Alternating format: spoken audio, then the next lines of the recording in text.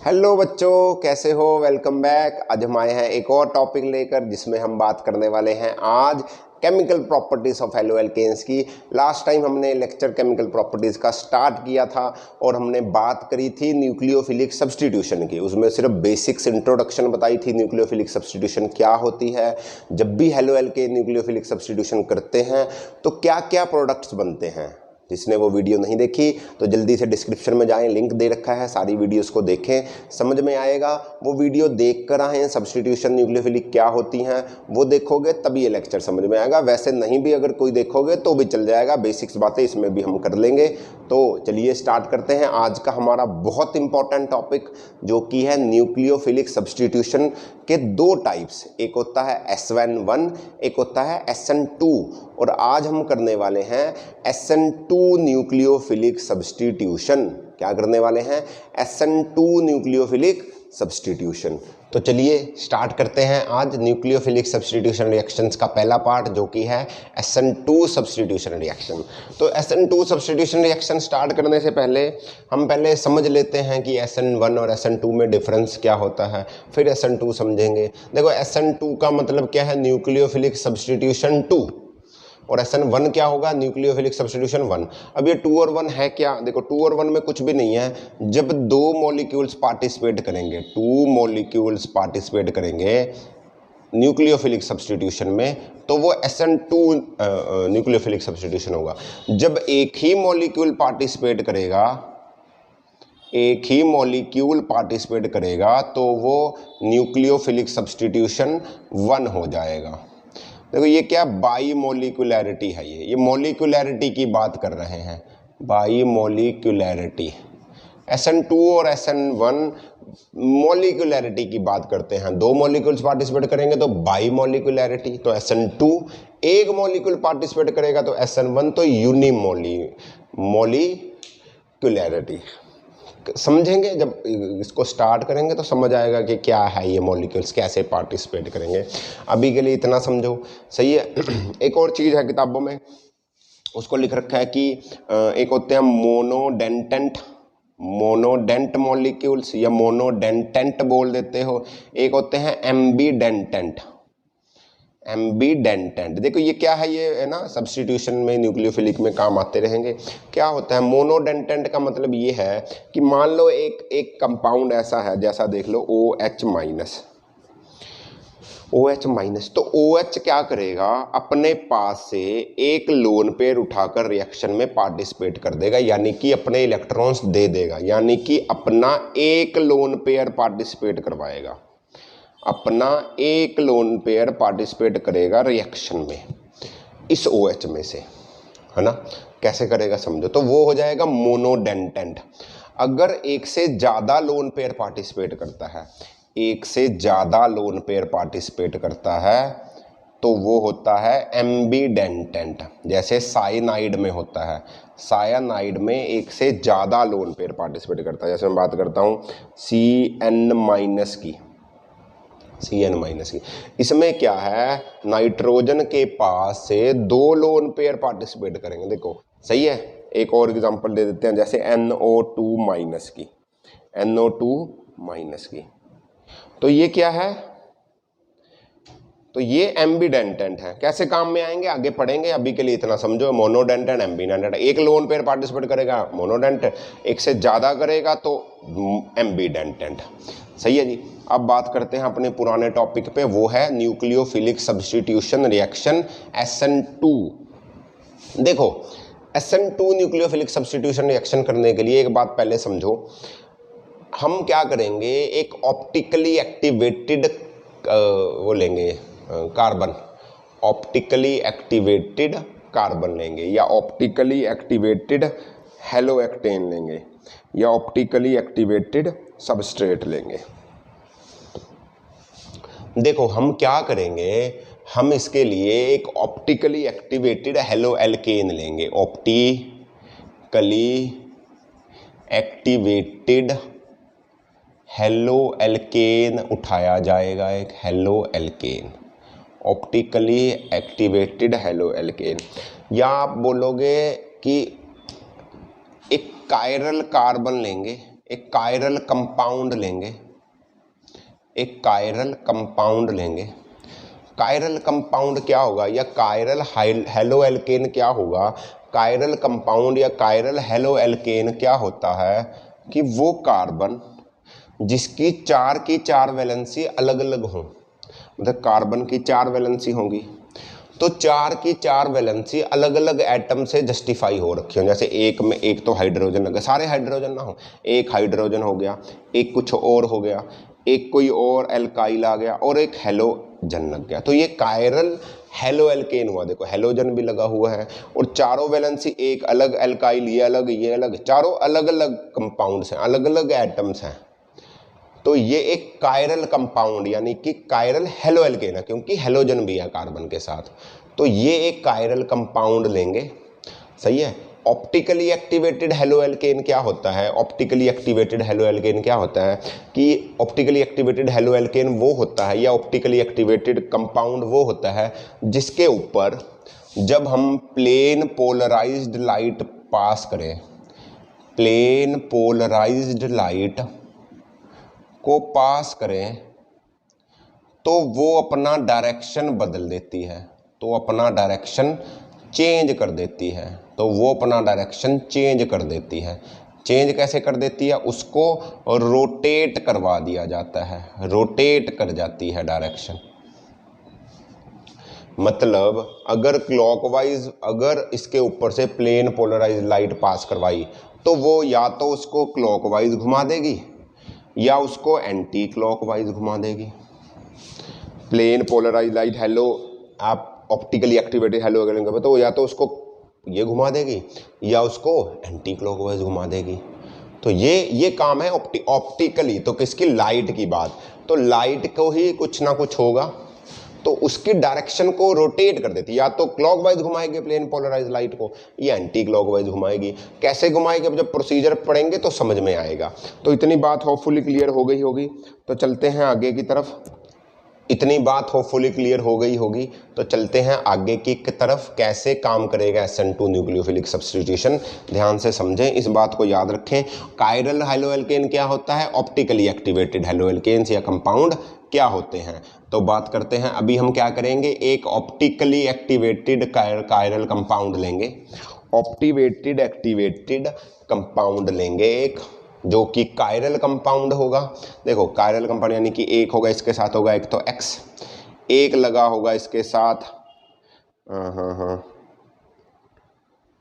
एक लगा होगा H, एक लगा होगा R डैश और एक लगा होगा R। ये जी देखो इन चारों की, कार्बन की चारों वैलेंसी अलग अलग है, तो ये एक कायरल हेलो एल्केन है, कायरल हेलो एल्केन है ये। जब चारों वैलेंसी अलग हों तो कायरल होगा, जब सेम हो जाए या कुछ कोई दो सेम हो जाए, तीन से, तो दूसरे इसका ऑपोजिट होता है एक कायरल, अकायरल। सही है। तो ये कायरल हेलो एल्केन है। तो कायरल हेलो एल्केन लेंगे, इसके ऊपर एक न्यूक्लियोफाइल का अटैक करवाएंगे, एक न्यूक्लियोफाइल आएगा इसके ऊपर अटैक करेगा। देखो एक बात और समझो, ये जो दो चीज़ें हैं ये मतलब ये कंपाउंड है कैसा, ये कायरल कंपाउंड है कैसा, ये H और जो X हैं ये एक ही प्लेन में है, ये एक ही प्लेन में है, ये दोनों एक ही प्लेन में है, इस बात को समझें, ये दोनों एक ही प्लेन में है। क्लियर है। और ये वेज और डैश स्ट्रक्चर समझते होंगे, यानी कि प्लेन से बाहर निकले हुए होंगे। एक वेज है, एक डैश लाइन है, मैं बना नहीं रहा, समझ जाओगे। एक वेज लाइन है, एक डैश लाइन है। सही है। एक वेज लाइन है, एक डैश लाइन है। ठीक है। बुक में बना दिखेगा ना कि प्लेन से बाहर होते हैं। तो न्यूक्लियोफाइल आएगा, अटैक करेगा। देखो अब इसमें होगा क्या, इसमें ना SN2 न्यूक्लियोफिलिक सब्स्टिट्यूशन में कोई भी कार्बोकटायन नहीं बनता, no carbocation formation, no carbocation formation. देखो एक्चुअली हम क्या पढ़ रहे थे, हम तो ये बोल रहे थे कि हेलोजन निकलेगा, कार्बन के पास पॉजिटिव चार्ज आएगा, पॉजिटिव चार्ज को देखकर न्यूक्लियोफाइल अटैक करेगा। ऐसा SN2 न्यूक्लियोफिलिक सब्स्टिट्यूशन में नहीं होता। ये सारे का सारा प्रोसेस एक ही स्टेप में हो जाता है, दो काम एक ही स्टेप में हो जाते हैं और कोई भी कार्बोकटायन नहीं बनता। देखो अगर हेलो एल्केन निकला तो कार्बन के पास पॉजिटिव चार्ज आना था, इसका नेगेटिव चार्ज लेकर निकलता तो ये नेगेटिव इसके ऊपर अटैक करता, ऐसा होगा नहीं। होगा क्या SN2 न्यूक्लियोफिलिक सब्स्टिट्यूशन में कि जो न्यूक्लियोफाइल है एक स्टेप से देखो ये इधर लगा हुआ है फ्रंट में, तो ये बैक से अटैक करता है, ये पीछे से अटैक करेगा, पीछे से अटैक करेगा। देखो फ्रंट में तो एक एलिमेंट लगा हुआ है, धीरे धीरे क्या होगा, जो हेलोजन है वो निकलने लगेगा, मतलब निकलने लगेगा। जैसे जैसे ये निकलेगा, जैसे जैसे ये जाना शुरू करेगा बाहर, वैसे वैसे ही न्यूक्लियोफाइल पीछे से अटैच होना शुरू करेगा। जैसे जैसे वो जाना शुरू करेगा वैसे वैसे ये पीछे से अटैक करना शुरू करेगा, अटैक करना शुरू करेगा। समझ रहे हो? मतलब ऐसा नहीं है कि पहले ये चला गया और फिर पॉजिटिव चार्ज आया फिर ये, नहीं, जैसे जैसे ये जाता रहेगा, जैसे जैसे इसका बॉन्ड टूटता रहेगा वैसे वैसे ये नया बॉन्ड बनाता रहेगा। जैसे जैसे हेलोजन का बॉन्ड टूटता रहेगा वैसे वैसे न्यूक्लियोफाइल का बॉन्ड बनाता रहेगा। तो होगा क्या, तुम जब देखोगे तो ये ऐसे कुछ बनता है, तो ये क्या, ये बॉन्ड टूटता रहेगा और ये H R' R और ये बॉन्ड एक न्यूक्लियोफाइल का बन रहा है, ये टूट रहा है। तो तुम देख रहे हो कार्बन के आसपास 5 बॉन्ड बनने की कोशिश हो रहे हैं। तो यहाँ पर कार्बोकटायन क्या थी, एक इंटरमीडिएट स्पीशी होती थी। कार्बोकटायन क्या होता था, रिएक्शन इंटरमीडिएट है, पता है सबको, जो रिएक्शन के बीच में बनते हैं। तो यहाँ पर तो कार्बोकटायन बन ही नहीं रहा रिएक्शन में, यहाँ पर जो इंटरमीडिएट होगा वो होगा pentavalent carbon intermediate, pentavalent carbon intermediate होगा यहाँ पर। यानी कि ऐसा कार्बन का कंपाउंड बन रहा है जिसकी 5 वैलेंसीज दिख रही हैं, होगी तो 4 ही, धीरे धीरे निकल जाएगा ये पूरा ऐड, अभी पूरा नहीं निकला, पूरा नहीं ऐड हुआ। तो पर जब आप देखोगे केमिकली या प्रैक्टिकली या एक्सपेरिमेंटली, तो हम देखते हैं कि 5 बॉन्ड दिखते हैं हमें, एक निकल रहा है एक बन रहा है, तो एक्चुअली में है तो 5। तो ये पेंटावेलेंट कार्बन इंटरमीडिएट है। कोई पूछ ले SN2 न्यूक्लियोफिलिक सब्स्टिट्यूशन में इंटरमीडिएट क्या है, कार्बोकटायन इंटरमीडिएट नहीं है, इंटरमीडिएट है पेंटावेलेंट कार्बन का। कार्बन पेंटावेलेंट स्पीशी बनाता है, वो इंटरमीडिएट है इसका। तो धीरे धीरे क्या होगा, ये निकल जाएगा और ये अटैक कर देगा। अब देखो इधर भीड़ है, इधर तो ये भीड़ है। जब न्यूक्लियोफाइल अटैक करेगा, जब न्यूक्लियोफाइल अटैक करेगा, इसको रब कर दे, तो क्या होगा, तो क्या होगा, तो क्या होगा, ये सारे के सारे एटम जो पहले ऐसे लाइन थे पीछे को, ये आगे की तरफ ऐसे भागेंगे। समझ रहे? अरे यार कार्बन के एटम जब ये अटैक करेगा तो आगे से जगह खाली हो गई है, ये जा रहा है, पीछे तो भीड़ हो रही है, बॉन्ड बनने की कोशिश करेगा। बॉन्ड तो एक दूसरे को रिपेल करते हैं, समझ रहे हो? तो पहले तो सारे पीछे, जैसे ये बॉन्ड है इसके पीछे सारे ऐसे लगे हुए हैं, अभी पीछे से एक और आ रहा है अटैक करने, तो आगे साथ तो वो हेलोजन निकल रहा है, यहाँ तो जगह खाली है, और इनको रिपेल भी करेगा एक बॉन्ड और बनने को। तो ये सारे के सारे ऐसे खुल के आगे को भाग जाते हैं, ये सारे के सारे खुलकर, तो ये क्या होगा, ये सारे आगे की तरफ भाग जाएंगे। ये H और ये भी आगे की तरफ भागेगा, R' और R, और पीछे से न्यूक्लियोफाइल अटैच होकर देगा। समझ रहे हो? अरे ये पीछे से आया क्योंकि इसने अटैक किया, तो ये सारे ऐसे खुलने की जगह अब ये ऐसे हो गए। ये क्या हुआ, इनका क्या बन गया, ये इन्वर्जन कंपाउंड बन गया। ये क्या बना, इन्वर्जन कंपाउंड बना। देखो है तो वही, पहले ऐसा था, ये देखो ये इधर को था, हेलोजन इधर था, अब ये खुलकर इधर को चले गए, हेलोजन बाहर निकल गया और एक न्यूक्लियोफाइल पीछे से आकर लग गया। इसमें बैक अटैक होता है, कार्बोकटायन नहीं बनता, रिएक्शन इंटरमीडिएट कार्बन की पेंटावेलेंट स्पीशी है, इस बात को याद रखेंगे। और कैसा कंपाउंड बनता है, इन्वर्जन कंपाउंड बनता है, इन्वर्जन कंपाउंड। देखो ये भी एक ऑप्टिकली एक्टिवेटेड हेलोएल्केन था, ये एक ऑप्टिकली एक्टिवेटेड हेलोएल्केन था। अगर ये वाला कंपाउंड के ऊपर से प्लेन पोलराइज लाइट घुमाओ, छोड़ो, अगर ये क्लॉकवाइज घुमा देता था मान लो, तो ये इसका इन्वर्जन है, तो ये प्लेन पोलराइज लाइट को एंटी क्लॉकवाइज घुमाएगा। दिमाग में गई बात, दोबारा बोलता हूं, ये एक क्या था, ये एक ऑप्टिकली एक्टिवेटेड हेलो एल्केन था। ये भी एक ऑप्टिकली एक्टिवेटेड एक कंपाउंड है, हेलो एल्केन तो नहीं है। अगर इस ऑप्टिकली एक्टिवेटेड कंपाउंड के ऊपर मैं प्लेन पोलराइज्ड लाइट घुमाऊं, प्लेन पोलराइज्ड लाइट को पास कर दूं, तो मान लो ये इस क्लॉकवाइज घुमाता था, मान लो, या मान लो एंटी क्लॉकवाइज घुमाता था, तो ये स्ट्रक्चर देखो, ये भी क्या बोलते हैं, ऑप्टिकली एक्टिवेटेड है। इसके ऊपर से घुमाऊंगा, अगर ये क्लॉकवाइज घुमाता था तो इसका इन्वर्जन एंटी क्लॉकवाइज घुमाएगा प्लेन पोलराइज लाइट को। अगर ये एंटी क्लॉकवाइज घुमाता था तो इसका मिक्सचर, इसका इन्वर्जन क्लॉकवाइज घुमाएगा। बस इतनी बात याद रखनी है। अब कोई भी कैसा घुमा सकता है, कोई रूल नहीं है इस बात के लिए। समझ में आई बात? क्या होगा, पीछे से अटैक होगा। चलो बात करते हैं, इसको नोट कर लें, सही है, पक्की बात। अच्छा, जब बात भी करते हैं तो ये उन्होंने लिख भी रखा है, देखो क्या है बुक में ना, क्या कर रखा है इन्होंने, अच्छा देख लो इन्होंने, अच्छा चल उल्टा बना दिया, कोई बात नहीं। ये यहाँ पर आर डैश कर दो और इसको कर दो ऐसे डैश लाइन, ऐसे डैश लाइन है ये, और ये क्या है, एक वेज लाइन है। ये क्या है, वेज, इसको बोलते हैं डैश लाइन, इसको बोलते हैं वेज लाइन। ये क्या बता रहे हैं कि ये प्लेन से बाहर हैं, ये दोनों प्लेन से बाहर हैं, सही है।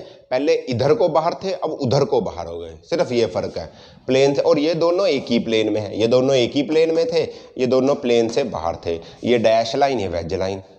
बनाई नहीं मैं, बुक में ऐसे दिखा रखे हो, अरे ये प्लेन से बाहर दिखाते हैं, मतलब ये दोनों तो एक ही प्लेन में। अब ये इस प्लेन में बाहर और ये आर डैश पिछले वाले प्लेन में बाहर। अगर ये एक प्लेन है तो एच और एक्स तो एक ही प्लेन में, इसी प्लेन में एक एच ही एक्स, ये आर इधर और आर डैश इधर, ऐसे निकल रखे हैं, समझे। तो ये इसलिए ऐसे दिखाते हैं। तो ये इन्वर्जन कंपाउंड बना देगा और तुम्हें पता चल जाएगा। और देखो रिएक्शन तो अभी भी सब्स्टिट्यूशन ही हो रहा है, उसको उठाकर खुद आ गया, बट थोड़ा सा मैकेनिज्म अलग है, थोड़ा सा मैकेनिज्म अलग है, ठीक है। और बातें करते हैं इसकी, थोड़ी सी समझ में आएगा कि क्या क्या फ़र्क होता है। तो इसके कुछ पॉइंट्स लिखने, इस रिएक्शन देखो बना तो लोगे, एक हेलोजन को निकाल कर न्यूक्लियोफाइल का अटैक करा दोगे तो मुश्किल नहीं इन्वर्जन कंपाउंड बना दोगे। अब बातें क्या ध्यान में रखने योग्य हैं उसको नोट कर लें। देखो इंपॉर्टेंट पॉइंट्स नोट करो, इंपॉर्टेंट पॉइंट्स जो बहुत इंपॉर्टेंट है, क्वेश्चन में पूछे जा सकते हैं। पहली बात, पहला पॉइंट ये है कि ये जो SN nucleophilic substitution, SN2 nucleophilic substitution reaction है, ये सारे का सारा सिंगल स्टेप में होता है, सिंगल स्टेप में होता है। मतलब एक ही स्टेप होगा जिसमें से हेलोजन निकलेगा और पीछे से वो अटैक कर देगा। ये ऐसा नहीं होगा कि हेलोजन पहले निकल गया और अटैक दूसरे स्टेप में हो, नहीं, ये सिंगल स्टेप में होता है। एक ही स्टेप में वो निकलता जाएगा, वो पीछे से अटैक करता जाएगा। तो एक ही स्टेप बताया भी था कि पेंटावेलेंट इंटरमीडिएट स्पीशी बनती है, सही है। दूसरी बात इसकी लिखो दोबारा कि इसमें कोई भी कार्बोकटायन नहीं बनता, no carbocation formation, no carbocation formation. तीसरी बात, कार्बोकटायन नहीं बनता तो इंटरमीडिएट क्या बनेगा, तो इंटरमीडिएट बनता है पेंटावेलेंट कार्बन की स्पीशी, पेंटावेलेंट कार्बन इंटरमीडिएट होता है। Pentavalent carbon is a intermediate in SN2 substitution reaction, किसमें, न्यूक्लियोफिलिक सब्स्टिट्यूशन में, सही है जी। अगली बात लिखो, चौथी बात लिखो कि इसके अंदर, चौथी बात लिखो कि हमें पोलर एप्रोटिक सॉल्वेंट चाहिए, पोलर एप्रोटिक सॉल्वेंट होगा तो SN2 न्यूक्लियोफिलिक रिएक्शन होगा। पोलर एप्रोटिक सॉल्वेंट जैसे कि एसीटोन, एसीटोन के अंदर होगा तो ये SN2 न्यूक्लियोफिलिक सब्स्टिट्यूशन होगा। पोलर एप्रोटिक सॉल्वेंट इसमें ज़रूरत होगा, ठीक है जी। अगली बात, पांचवी बात ये है कि जो इस रिएक्शन का रेट है, जो इस रिएक्शन का रेट है, यानी कि रिएक्शन कितनी जल्दी या कितनी तेज होगा, तो वो डिपेंड करता है, वो डायरेक्टली प्रोपोर्शनल है लीविंग ग्रुप के, किसके, लीविंग ग्रुप के, डायरेक्टली प्रोपोर्शनल है लीविंग ग्रुप के। अब इस बात को समझने के लिए देखो इसका क्या मतलब है, डायरेक्टली प्रोपोर्शनल है लीविंग, नोट कर लिया होगा, नहीं किया तो पीछे जाएं, पॉज करें, नोट करें। इस बात को समझे कि डायरेक्टली प्रोपोर्शनल है लीविंग ग्रुप के। समझो, देखो कार्बन के साथ हेलोजन तो लग रखा होगा ना, आई, फिर कॉल करने बाहर आई अंटी, ये देखो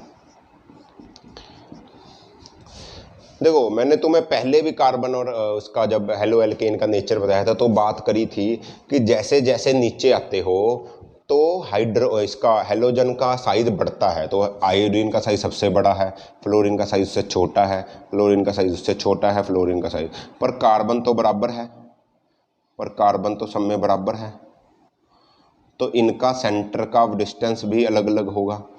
तो मुझे बताओ कौन सा बॉन्ड जल्दी टूटेगा, कौन सा बॉन्ड जल्दी टूटेगा? अरे ये वाला बॉन्ड जल्दी टूटेगा। जिसकी बॉन्ड लेंथ ज़्यादा बड़ी हुई, जिसकी बॉन्ड लेंथ ज़्यादा बड़ी हुई वो बॉन्ड जल्दी टूट जाएगा। अरे लंबा है, इसको तोड़ने में आसान नहीं है, छोटा सा इसको बोलो इसको तोड़ो, ये नहीं टूटेगा तुमसे। अब बोलो इसको तोड़ दो, ये टूट जाएगा जल्दी से। छोटे से ढक्कन का दो, नहीं जोड़ लगेगा, जगह चाहिए। तो ऐसे ये लंबा बॉन्ड लेंथ वाला जल्दी टूटता है, ये कम जल्दी, और ये सबसे लेट टूटता है बॉन्ड। तो जो जितना लिविंग ग्रुप जल्दी निकल जाएगा, जो हेलोजन जल्दी बाहर निकल गया, तभी तो इसके पास न्यूक्लियोफाइल अटैक करेगा, तभी तो न्यूक्लियोफाइल अटैक करेगा ना।